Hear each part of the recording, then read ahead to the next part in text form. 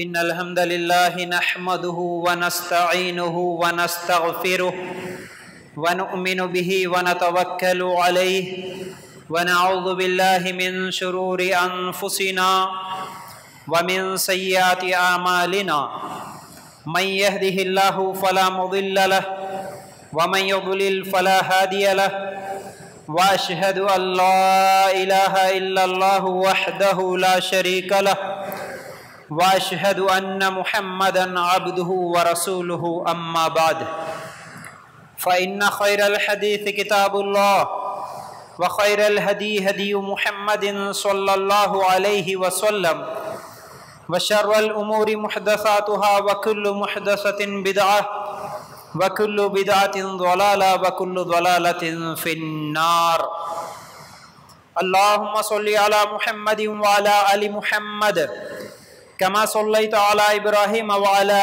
آل إبراهيم إنك حميد مجيد اللهم بارك على محمد وعلى آل محمد كما باركت على إبراهيم وعلى آل إبراهيم إنك حميد مجيد وقال الله تبارك وتعالى في قرآن المجيد يا أيها الذين آمنوا اتقوا الله حق تقاته ولا تموتن إلا وأنتم مسلمون رب اشرح لي صدري ويسر لي أمري واحلل عقدة من لساني يفقهوا قولي. ہر قسم کی تعریف، حمد و ثنا، کبریائی اور بڑائی اس اللہ رب العزت کے لیے ہے جو تمام جہانوں کا پالنے والا رب ہے، اور اسی طرح اس کے آخری نبی محمد الرسول اللہ صلی اللہ علیہ وسلم پر بے شمار درود و سلام ہو. حمد و ثنا کے بعد میرے بھائیوں اور میری ماں بہنوں، آج کے اس جمعہ کے خطبے میں آپ لوگوں کے سامنے جس عنوان کے تحت قرآن و سنت کی روشنی میں کچھ باتیں سنانے والا ہوں وہ قیامت کے دن کے 5 سوال، آخرت کے 5 سوال. ہم لوگ بار بار سنتے ہیں، جمعہ کے خطبات کے ذریعے، تقریروں کے ذریعے ہمارے پاس علم ہے ان چیزوں کا، لیکن ہمارے پاس ایمان کی کمزوری کی وجہ سے عمل میں بھی کمزوری ہوتی ہے. ہماری عملی کمزوری کو کیسے دور کریں؟ اگر ہم ان تقریروں کو، اگر ہم ان قرآن و سنت کی باتوں کو دل کی گہرائیوں سے سنیں اور عمل کی نیت سے سنیں گے تو انشاءاللہ اللہ تعالی ہمیں عمل کی توفیق دے دے گا. ورنہ میرے بھائی صرف تقریریں سن رہے ہیں اور ایک کان سے سنے دوسرے کان سے نکال رہے ہیں، زندگی میں کوئی تبدیلی نہیں آ رہی، اور اگر دھوکے میں ہے شیطان کے، چلو بھائی ہم تو شرک نہیں کر رہے، ہم تو بدعت نہیں کرتے، ہم تو درگاہ تعویذ یہ تمام چیزیں تو نہیں کرتے، تو بس ہم کلمہ پڑھ لیے ہم مرتے ہی جنت میں چلے جائیں گے، تو یہ دھوکہ ہے. عمل نہیں کریں گے، نیکیاں نہیں کریں گے، لیکن یہ خیال ہے کہ بس ہم شرک نہیں کر رہے نا، مرتے ہی ہم جنت میں جائیں گے، ہم تو کلمہ پڑھ لیے نا، مرتے ہی ہم جنت میں چلے جائیں گے، تو یہ دھوکہ ہوگا. میرے بھائیوں، آج کی تقریر کو آپ توجہ کے ساتھ سنیں. آخرت کے دن جو 5 سوال ہونے والے ہیں اس کے تعلق سے میں کچھ باتیں اس مختصر وقت میں آپ لوگوں کے سامنے رکھنے کی کوشش کروں گا. سب سے پہلے تمہیدی طور پر اس بات کو سمجھنے کی کوشش کریں کہ آخرت کے دن پر جیسا ہمارا ایمان ہونا تھا، کیا ویسا ایمان ہمارا ہے آج؟ زبان سے تو ہم بول دیں گے ہاں بھائی ہمارا قیامت کے دن پر ایمان ہے، آخرت کے دن پر ہمارا ایمان ہے، ہم مانتے ہیں، لیکن کیا جیسے صحابہ کا ایمان تھا ویسا ایمان ہمارا ہے کہ قیامت کے دن کھڑا ہونا ہوگا، اللہ تعالی ہمارے ایک ایک عمل کا حساب لے گا، اللہ ہم سے سوال کرے گا، ہم کو جواب دینا پڑے گا. جب تک ان 5 سوالوں کے جواب نہیں دیں گے ایک قدم بھی آگے نہیں بڑھ سکیں گے. وہ 50,000 سال کا ایک دن ہوگا جس میں ایک دوسرے سے بھاگتے ہوئے ہوں گے لوگ، چیختے ہوئے چلاتے ہوئے ہوں گے لوگ اپنے پسینوں میں ڈبکیاں کھاتے ہوئے ہوں گے. بہت گرمی اور شدت والا دن ہوگا، لوگ تڑپیں گے، روئیں گے، گڑ گڑائیں گے. بڑے بڑے انبیاء بھی اس قیامت کے دن کو، اس دن تو کانپتے ہوئے ہوں گے. قیامت کے دن، اس دن نہ میری ماں کام آئے گی، نہ باپ، نہ اولاد، نہ بیوی، نہ بچے، نہ دوست، کوئی کام نہیں آنے والا سوائے میرے نیکیوں کے. کیا یہ تمام باتوں پر ہمارا ایمان ہے؟ اگر ایمان ہے تو سورہ زلزال میں ہم پڑھتے نا فَمَن يَعْمَلْ مِثْقَالَ ذَرَّةٍ خَيْرًا يَرَهُ وَمَن يَعْمَلْ مِثْقَالَ ذَرَّةٍ شَرًّا يَرَهُ، ذرہ برابر نیکی لے کر آئے تو قیامت کے دن اللہ وہ بھی دکھائے گا، ذرہ برابر گناہ کر کے آئے قیامت کے دن اللہ تعالیٰ وہ بھی دکھائے گا۔ کیا اس آیت پر ہمارا ایمان ہے؟ اگر ہے تو وہ ذرہ برابر گناہ کرتے ہوئے ہمیں ڈر ہونا چاہیے، وہ ذرہ برابر نیکی کرتے ہوئے ہمیں خوشی ہونا چاہیے۔ آج گناہ کرتے ہوئے ڈر نہیں لگتا، نیکی کرتے ہوئے خوشی نہیں ہوتی، تو پھر قیامت کے دن پر ہمارا ایمان کہاں ہے میرے بھائی؟ صرف زبانوں کے حد تک رہ گیا ہے، ایک رسمی دینداری چلتے آ رہی ہے، خواتین میں بھی مرد حضرات میں بھی ہر جگہ یہی حالات ہے، ہر جگہ یہی حالات ہے۔ میرے بھائیوں، یہ آخرت کے دن پر ایمان نہیں ہوتا۔ آخرت کے دن پر اگر ایمان ہوتا، اصل میں ہمارے دلوں میں شیطان کیا وسوسے ڈالتا ہے، کیا خیال ڈالتا ہے، ارے کیا جی اتنے دنوں سے ہم سنتے آ رہے قیامت آئے گی آئے گی، کب آئے گی؟ چلو دیکھ لیں گے، جب ہوگا تب دیکھ لیں گے۔ اتنے لوگوں کا اللہ کیسے اٹھائے گا، کیسے سوال کرے گا، یہ سب کیسے ہوگا، چلو بس یہ خیالی باتیں ہیں۔ نہیں میرے بھائی، یہ کافروں کا عقیدہ ہے کہ قیامت کے دن اللہ نہیں سوال کرے گا، اللہ نہیں پوچھے گا، یہ مشرکوں کا اور کافروں کا عقیدہ ہے۔ لیکن اگر ہم قرآن نکال کر دیکھتے ہیں، اگر ہم قرآن نکال کر سورہ مریم نکال کر دیکھیں گے، وَيَقُولُ الْإِنسَانُ أَإِذَا مَا مِتُّ لَسَوْفَ أُخْرَجُ حَيًّا، سورہ مریم آیت نمبر 66 میں اللہ تعالیٰ کہتا ہے کہ انسان یہ کہتا ہے کہ جب میں مر جاؤں گا، مر کر مٹی بن جاؤں گا، تو اللہ تعالیٰ مجھے دوبارہ اٹھائے گا۔ ہمارے دلوں میں بھی کبھی کبھی خیال آتا نا، ارے مر گئے، دفن ہو گئے، خبر میں ہمارا جسم گل گیا، سڑ گیا، اللہ کیسے اٹھاتا جی؟ اس زمانے کے مکے کے مشرک بھی یہی سوچتے تھے، ہمارا جسم گل سڑنے کے بعد اللہ کیسے اٹھائے گا؟ اللہ تعالیٰ جواب دے رہا ہے، انسان تو اتنا بھی یاد نہیں رکھتا، حالانکہ تجھے اللہ تعالیٰ نے اس وقت پیدا کیا تھا جبکہ تو کچھ بھی نہیں تھا۔ مطلب کیا ہے؟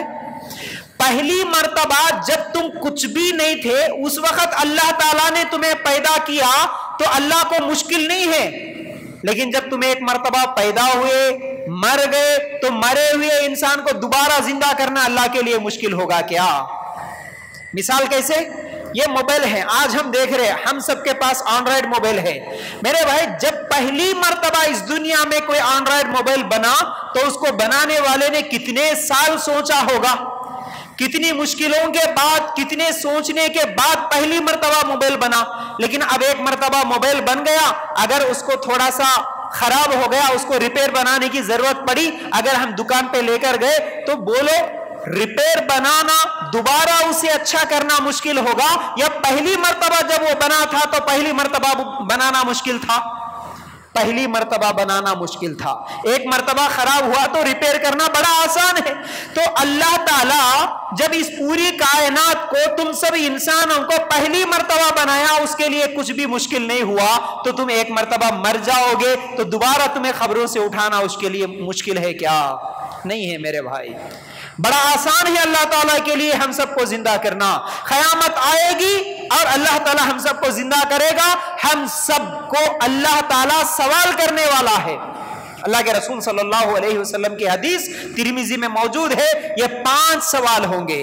اللہ کے رسول صلی اللہ علیہ وسلم نے فرمایا، جب تک انسان سے ان 5 سوالوں کا جواب نہیں لیا جائے گا، اس وقت تک انسان ایک قدم بھی آگے نہیں بڑھ سکتا، ایک قدم بھی نہیں ہل سکتا۔ یہ 5 سوال ہر ایک سے ہونے والے ہیں میرے بھائی، آپ سے بھی ہوگا، مجھ سے بھی ہوگا، میرے گھر والوں سے بھی ہوگا، آپ کے گھر والوں سے بھی ہوگا، عورتوں سے بھی ہوگا، مردوں سے بھی ہوگا، ہر ایک سے اللہ تعالیٰ یہ 5 سوال کرنے والا ہے۔ اور کیسے سوال ہوگا؟ قیامت کے دن کوئی ترجمہ کرنے والا نہیں ہوگا، اللہ تعالیٰ ڈائریکٹ سوال کریں گے، اللہ دکھے گا نہیں قیامت کے دن، لیکن اللہ تعالیٰ ڈائریکٹ سوال کریں گے ہم سے۔ کیا سوال؟ تصور کر کے دیکھو، سوچ کے دیکھو میرے بھائی۔ مثال کے طور پر کبھی ہم پولیس اسٹیشن جاتے ہیں، کبھی ہم پولیس اسٹیشن جاتے ہیں کسی کام سے، اگر کبھی کسی بات کے لیے ہم کو جانا پڑے، کبھی پولیس والا اگر ہمارے علاقے میں آ جائے، اگر پولیس والا آ کے ہم سے کوئی سوال پوچھ لے، کیا ہم کو ڈر نہیں لگتا؟ کم از کم ٹریفک پولیس ہی سگنل کے پاس اگر ہم کو روک لے اچانک سے تو ہم کو ڈر لگتا ہے. دنیا میں صرف ایک پولیس والا ہم سے سوال کر لے تو ڈر لگتا ہے. وہ تو کائنات کا رب ہے, کل قیامت کے دن مجھ سے سوال کرے گا, اکیلے کرے گا, میرے ساتھ ہر ایک کے ساتھ سوال کرے گا, تو کیا حال ہوتا ہوگا. سوال کیا ہے؟ 5 سوال ہے. پہلا سوال, زندگی کہاں گزارا. دوسرا سوال, جوانی کہاں گزارا. تیسرا سوال, مال کہاں سے کمایا. چوتھا سوال, مال کہاں خرچ کیا. پانچواں سوال, اپنے علم کے مطابق عمل کتنا کیا. یہ 5 سوال ہے. اللہ تعالی ہم سے سوال کرنے والا ہے. ہمارے پاس جواب کیا ہے؟ ہمارے پاس جواب کیا ہے؟ یہ سوال ہم ابھی سے اپنے آپ سے سوال کر لیں میرے بھائی. روزانہ کم از کم سونے سے پہلے بستر میں لیٹنے کے بعد 1 مرتبہ سوال کر لے, میں مروں گا تو اس وقت اللہ سوال کرے گا. اب میں اپنے آپ سے سوال کر لوں, اگر اب مجھ سے کوئی سوال کرے کہ زندگی کہاں گزارا, کیسے زندگی گزر رہی ہے. کسی کے 20 سال, کسی کے 30 سال, کسی کے 40 50 60 سال کی عمر ہے. ہم اپنی زندگی کے بارے میں خود ہی سوال کر کے دیکھ لیں, ہماری زندگی آج تک کیسے گزری, کیسے گزری. بچپنا کھیل کود میں گزر گیا, جوان ہو گئے تو پیسے کمانے لگ گئے, شادی ہو گئی, بس پیسے کمانا, بیوی بچوں کو پالنا, پھر اس کے بعد گھر بنانا, پھر اس کے بعد بیوی بچوں کی تربیت کے لیے ادھر پیسہ کماؤ, ادھر خرچ کرو, ادھر جماتے رہو, بس کماؤ جماؤ, بیوی بچے, میں, میرا کاروبار, میری زمین, میرا گھر, میرا کھیت, انہی چیزوں میں پوری زندگی نکل گئی.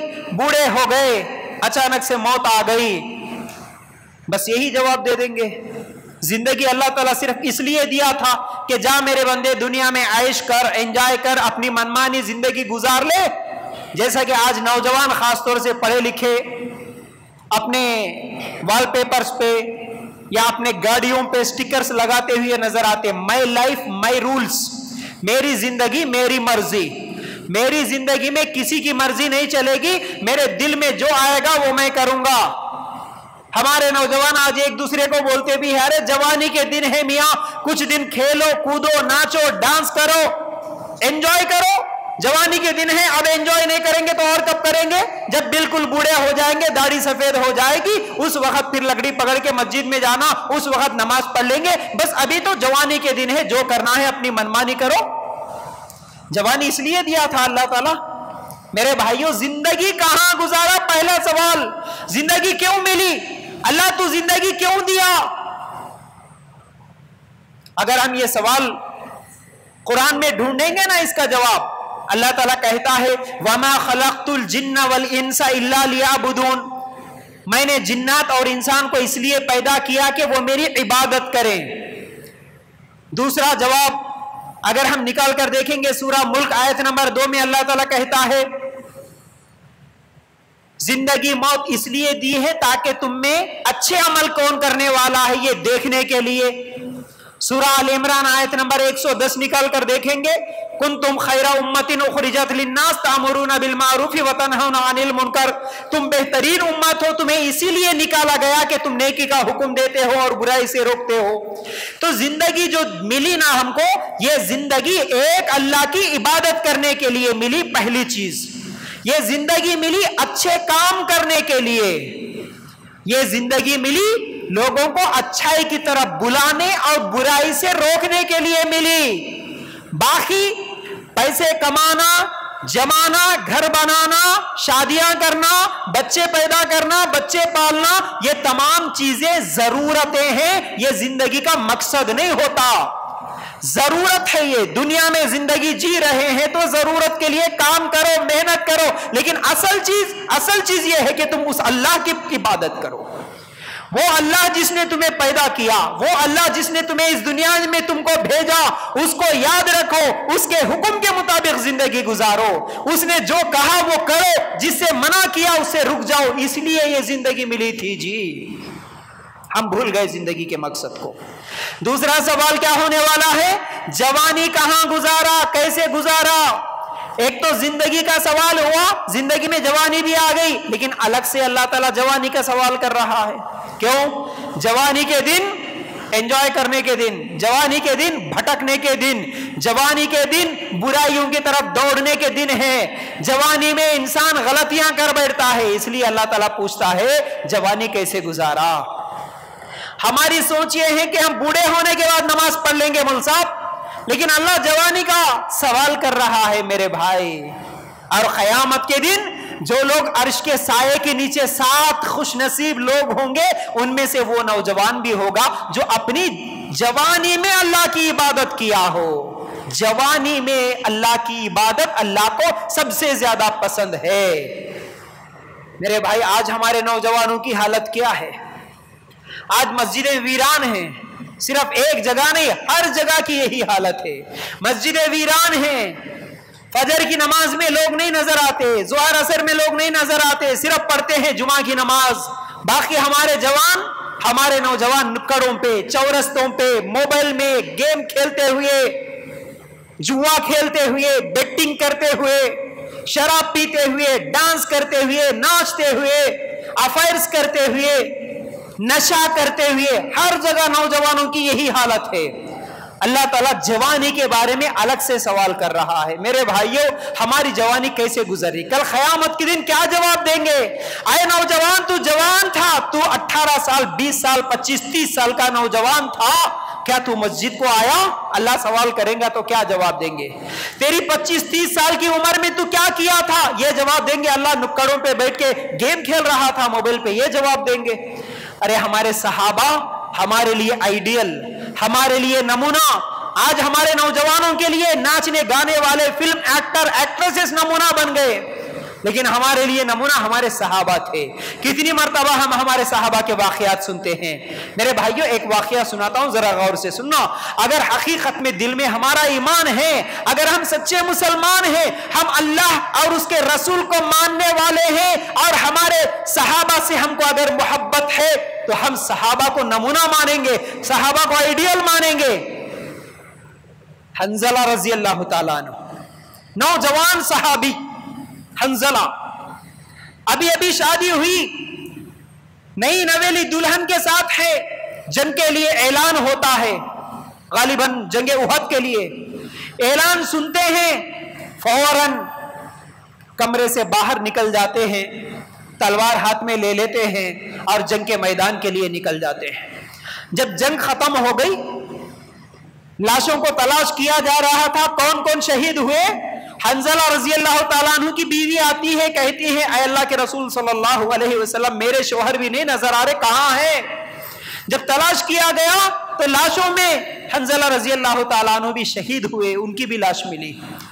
ان کی بیوی کہتی ہے اے اللہ کے رسول صلی اللہ علیہ وسلم ہماری نئی شادی ہوئی تھی اور وہ میرے ساتھ تھے، ان کے اوپر غسل کرنا واجب تھا، لیکن جب یہ اعلان سنے جنگ کے لیے نکلنا ہے تو وہ غسل کرنے کی بھی دیری نہیں کی اپنے گھر میں۔ وہ سوچے کہ میں اعلان کرنے کے بعد غسل کرتے ہوئے کیسے بیٹھوں گھر میں نکل جاؤں گا اللہ کے راستے میں، اس لیے وہ میدان جنگ میں نکل گئے۔ اے اللہ کے رسول ان کے اوپر غسل واجب ہے، آپ انہیں غسل دیجئے۔ اللہ کے رسول صلی اللہ علیہ وسلم حنظلہ رضی اللہ تعالیٰ عنہ کے قریب جاتے ہیں اور دیکھتے ہیں تو کیا دیکھتے ہیں؟ ان کے سر کے بالوں سے پانی کے قطرے ٹپک رہے تھے۔ اللہ کے رسول صلی اللہ علیہ وسلم نے کہا ان کی بیوی سے تو نے سچ کہا، لیکن یہ بات کہ تیرے شوہر کے اوپر واجب ہے غسل، تجھ سے زیادہ مجھ سے زیادہ اللہ بہتر جانتا ہے، اس لیے اللہ تعالیٰ آسمان سے فرشتوں کو بھیج دیا، فرشتے حنظلہ کو غسل دے کے چلے گئے۔ کیا خوش نصیب لوگ ہیں کہ جن کو غسل دینے کے لیے آسمان سے فرشتے اترتے ہیں۔ کیوں اترے جی؟ ہماری طرح وہ نمازیں چھوڑ کے گھروں میں سوتے تھے؟ نعوذ باللہ، ہماری طرح ہمارے نوجوانوں کی طرح گناہ کرتے تھے؟ وہ تو جنگ میں نکل گئے نئی دلہن کو چھوڑ کے، میرے بھائی جان کی قربانی دے دیے۔ آج ہم اللہ کے گھر کے لیے 5 منٹ کے وقت کی قربانی نہیں دے سکتے، صبح نیند کی قربانی نہیں دے سکتے، نرم بستر کو چھوڑنے کی قربانی ہم نہیں دے سکتے، تو پھر ہم کیسے جنت میں جائیں گے؟ تھوڑا سوچ کے دیکھنا، ایک طرف ہمارے صحابہ اپنے جانوں کی قربانیاں دے کر جنت میں جائیں، اور دوسری طرف ہم نرم بستروں میں سوتے ہوئے، گھروں میں آرام کرتے ہوئے، بغیر نماز کے बगैर मस्जिदों को आबाद किए हुए हम भी जन्नत में चले जाएं, ये कैसे हो सकता है? ये दोनों बराबर हो ही नहीं सकते, तो हम कैसे जन्नत में जाएंगे? मेरे भाई, नमाज बड़ी अहम चीज है, याद रखो। अगर बड़ी दलीलें नहीं भी याद है, कम से कम छोटी छोटी दलीलें याद करो। माशाअल्लाह आप सबको अल्लाह ताला कुरान और सुन्नत की समझ दिया। माशाअल्लाह आप अहले हदीस है, आप कुरान और सुन्नत को मानने वाले हैं, बड़े खुश नसीब लोग हैं आप। कभी कुरान का तर्जुमा निकाल के पढ़ के देखो। अराइतल्लज़ी युकज़्ज़िबु बिद्दीन सबको आता ना भाई? अराइतल्लज़ी युकज़्ज़िबु बिद्दीन फ़ज़ालिकल्लज़ी यदउल यतीम फ़वैलुल लिल मुसल्लीन। क्या बोलता अल्लाह ताला? नमाज पढ़ने वाले भी जहन्नम में जाएंगे। फ़वैलुल लिल मुसल्लीन का मतलब ये है नमाज पढ़ने वाले जहन्नम में जाएंगे। हाँ, ये क्या बात है? अगली आयत पढ़ो। फ़वैलुल लिल मुसल्लीन अल्लज़ीना हुम अन सलातिहिम साहून। वो नमाज पढ़ने वाले जो अपनी नमाजों में गफलत बरतते हैं। गफलत का मतलब क्या है? हमारे मस्जिदों में है ना अहसनुल बयान, कुरान का तर्जुमा है, तफसीर है, कभी निकाल के देखो मेरे भाई, कभी पढ़ो। गफलत बरतने का मतलब यह है कि अपनी मर्जी की नमाज पढ़ लिए, कभी पढ़े कभी छोड़ दिए। दिन में एक पढ़े, चार छोड़े, चार पढ़े, एक छोड़े। जुमा को पढ़ लिए, ईद को ईद पढ़ लिए, टाइम मिले तो पढ़े, मूड रहा तो पढ़े, आंख खुली तो पढ़े, कुछ भी काम नहीं है तो पढ़े। अपनी मर्जी की नमाज पढ़ने वाले सब जहन्नम में जाएंगे, बोल रहा अल्लाह ताला। जहन्नम से कौन बचेंगे? वही लोग बचेंगे जो 5 टाइम की नमाज पाबंदी के साथ पढ़ते हैं। 5 टाइम की नमाज पाबंदी के साथ, चाहे दुकान में रहूं, कारोबार में रहूं, खेत में रहूं, दोस्तों के साथ रहूं, मोबाइल में कुछ गेम खेलते हुए रहूं, लेकिन आजान हो गई फौरन मस्जिद को आऊं और 5 टाइम की नमाज पढ़ूं, तभी जाके जन्नत मिल सकती है। दिन में 5 टाइम की नमाज पढ़ो तभी जाके जन्नत मिल सकती है, वरना एक एक नमाज का अल्लाह ताला हिसाब लेगा। एक एक नमाज छोड़ने के बदले में जहन्नम में जलना पड़ेगा। बगैर जहन्नम में जले के हम जन्नत में नहीं जा सकते नमाज छोड़ के, याद रखो इस चीज को।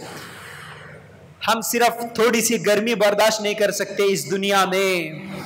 मई और जून की गर्मी हमसे बर्दाश्त नहीं हो सकती, जहन्नम की आग कैसे बर्दाश्त करेंगे? तो जवानी कैसे गुजारे? हम सबको अल्लाह के रसूल सल्लल्लाहु अलैहि वसल्लम से मोहब्बत है ना मेरे भाई? हम सबका दावा है ना, हम हमारे नबी से मोहब्बत करते हैं। अरे कम से कम नबी का ही तरीका देख लो।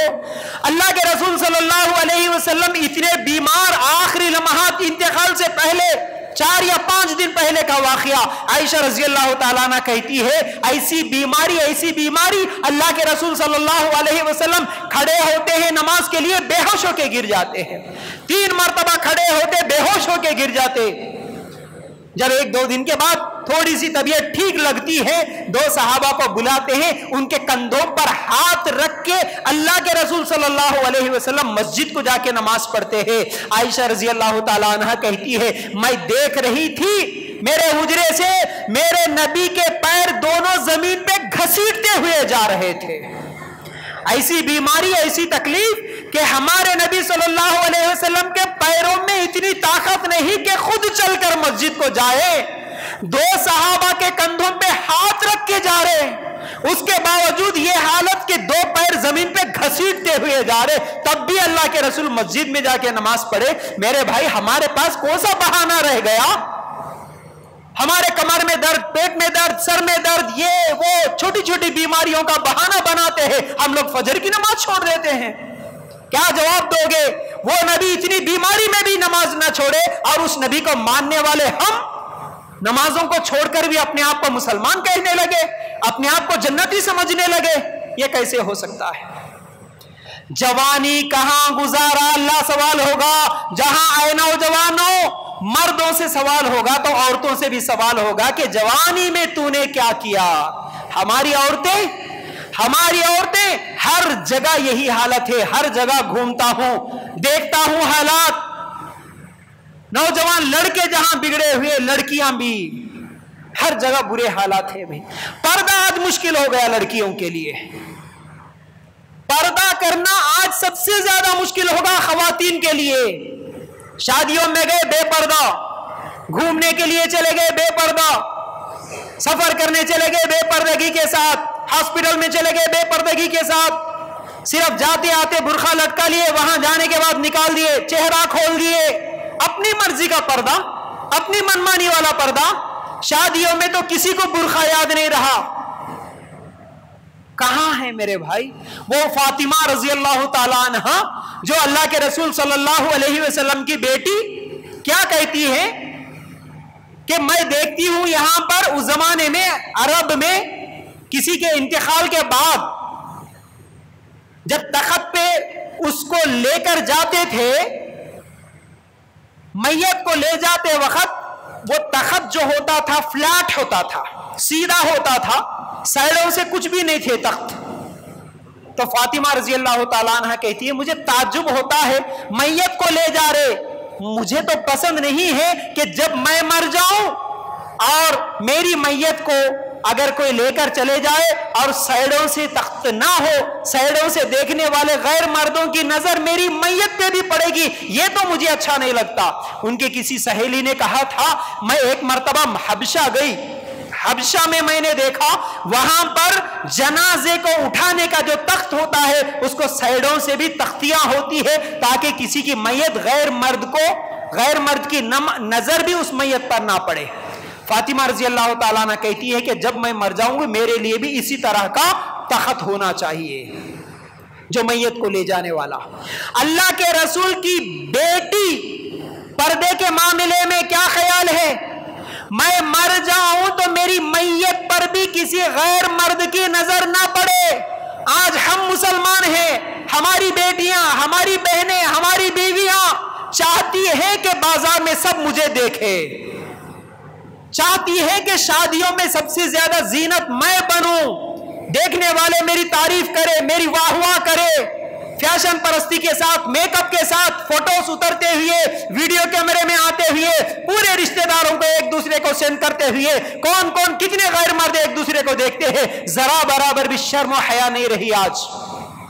حالانکہ برقع پہننا آج بوجھ ہو گیا عورتوں کے لیے، پردہ کرنا بوجھ، مصیبت۔ ارے برقع پہنیں گے گرمی ہوگی، میری بہن کم از کم اتنا یاد رکھتی، آج تو فین، اے سی، اچھے اچھے گھر، ہر جگہ ٹھنڈے کولروں کا انتظام۔ اللہ کے رسول کے زمانے میں تو یہ کوئی انتظامات نہیں تھے، اس کے باوجود فاطمہ رضی اللہ تعالی عنہا نے اپنا چہرہ کبھی کسی غیر مرد کو نہیں بتائی، اپنا جسم کبھی کسی غیر مرد کو نہیں بتائی۔ تو آج ہم مسلمان برقع پہننا مشکل ہو گیا، آج چہرہ چھپانا مشکل ہو گیا، آج موقع ملتے ہی چہرے کا پردہ کھول کے آج ہم بازاروں میں گھومنے لگ جاتے ہیں۔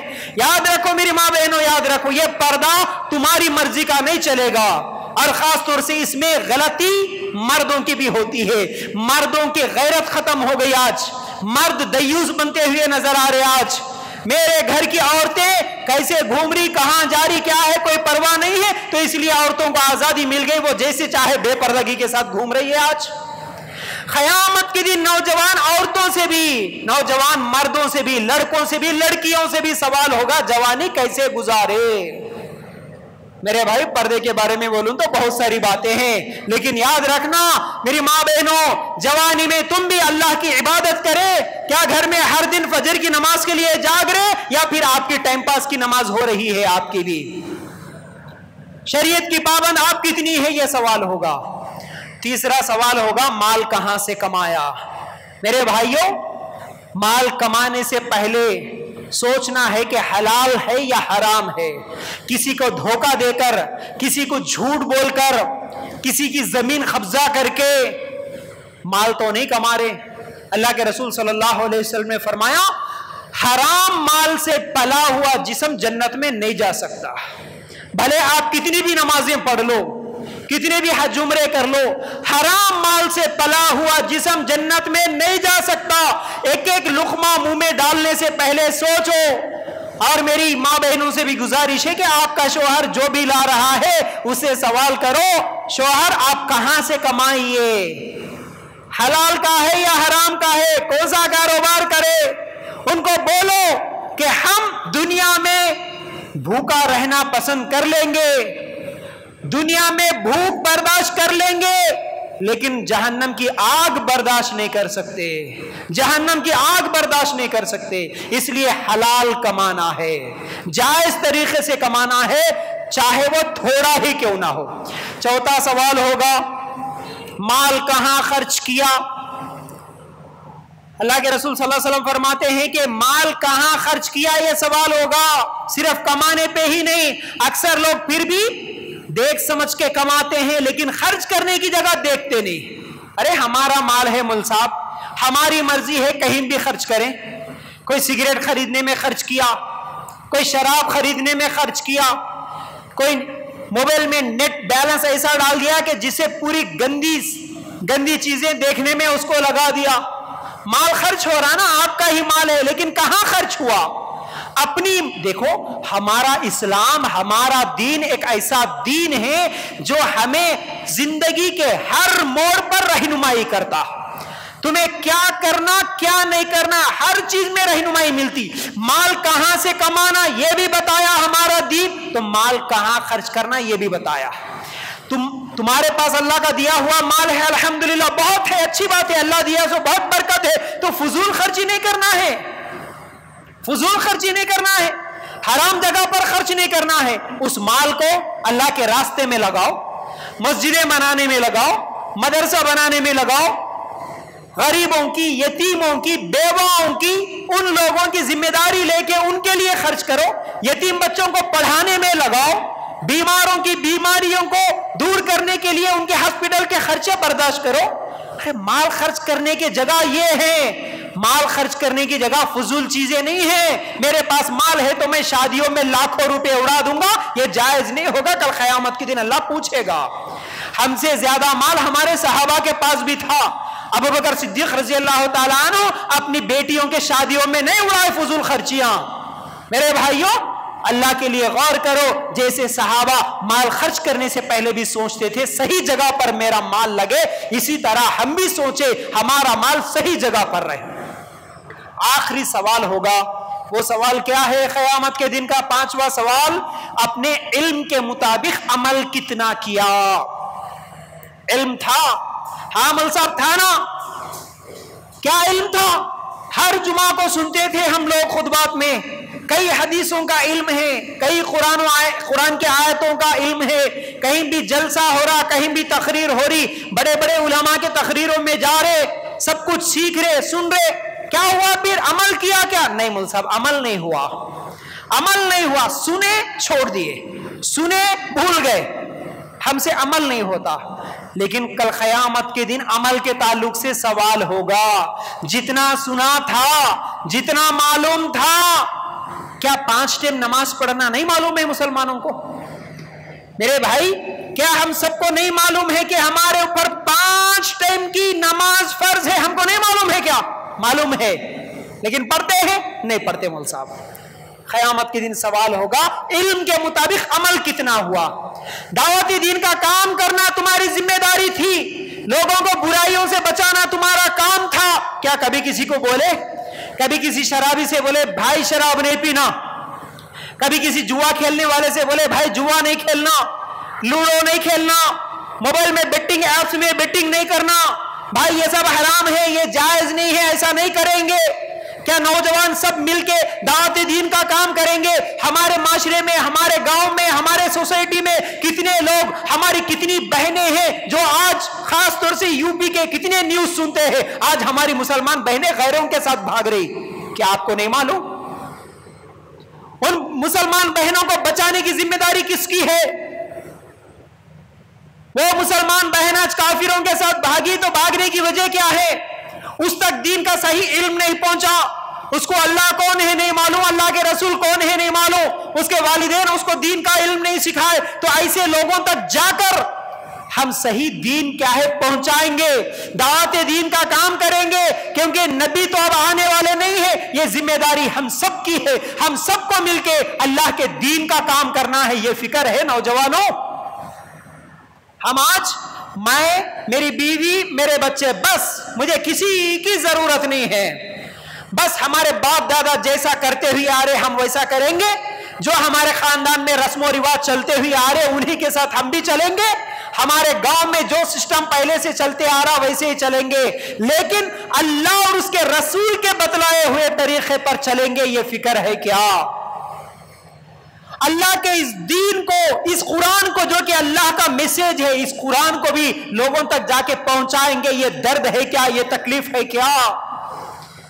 میرے مسلمان نوجوان بھائی بہنیں بگڑ رہی ہے، ان کو سدھارنے کی بھی کچھ کوشش کریں گے، یہ فکر ہے کیا؟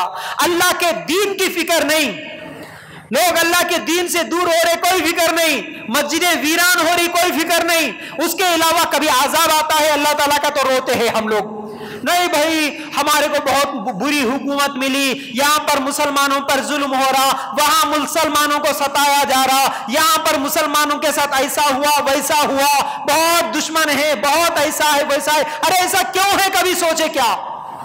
اللہ کی مدد نہیں آ رہی، کیوں نہیں آ رہی؟ کبھی سوچے کیا؟ وَاسْتَعِينُوا بِالصَّبْرِ وَالصَّلَاةِ، نماز اور صبر کے ساتھ اللہ کی مدد ہے۔ اللہ تعالیٰ نے قرآن میں اعلان کیا اللہ کی مدد آئے گی، لیکن نماز کے ساتھ، صبر کے ساتھ۔ ہم نماز ہی چھوڑ دیے اللہ کا، اللہ کی مدد کیسے آئے گی بولو؟ تو یہ اللہ کی مدد کو بلانے کی ہم کوشش کریں۔ کوئی ہمارے پاس نوجوانوں کی کوئی ٹیم ہے؟ کوئی دعوت دین کا کام کرنے کا جذبہ ہے ہمارے پاس؟ اگر کچھ بھی نہیں ہے، صرف کماؤ جماؤ کھاؤ مزے کا، عورتیں ہیں تو بس رسمیں رواجیں، شادی بیاہ فیشن پرستی کر لو، سب کے ساتھ مل کے زندگی گزار دو، تو پھر یہ سچے مسلمان کا زندگی گزارنے کا طریقہ نہیں ہوتا، یہ صحابہ کا طریقہ نہیں ہوتا، یہ اللہ کے رسول بتلائے ہوئے زندگی گزارنے کے طریقے نہیں ہوتے۔ میرے بھائیوں، زندگی میں تبدیلی لاؤ، کچھ چینج لاؤ۔ موت کبھی بھی آ سکتی ہے، کب بھی مر سکتے ہیں، جوانی میں بھی موت آ سکتی ہے، تو اس سے پہلے اللہ کے دین کے لیے کچھ کرنے کی کوشش کرو۔ امید کرتا ہوں کہ اس مختصر وقت میں جو کچھ بھی میں نے کہا سمجھ میں آیا ہوگا۔ اللہ تعالیٰ سے دعا ہے کہ اللہ ہمیں کہنے سننے سے زیادہ عمل کرنے کی توفیق عطا فرما۔ اللہ ہم سب کو قرآن و سنت کے مطابق عمل کرنے کی توفیق عطا فرما۔ اللہ تیرے دین کے لیے کچھ کرنے، تیرے دین کی خدمت کرنے کی ہم سب کو توفیق عطا فرما۔ اللہ ہماری اصلاح کر لینے کی بھی ہم سب کو توفیق عطا فرما۔ اللہ ہمیں جو گناہ گار ہے اللہ انہیں گناہوں سے بچنے کی توفیق عطا فرما۔ اللہ نیکی کے کاموں میں آگے بڑھنے کی توفیق عطا فرما۔ ہمارے مسجدوں کو آباد کرنے کی ہمیں توفیق عطا فرما۔ اللہ اس دنیا میں بھی اور آخرت میں بھی کامیابی نصیب فرما۔ وآخر الدعوانا ان الحمد للہ رب العالمین۔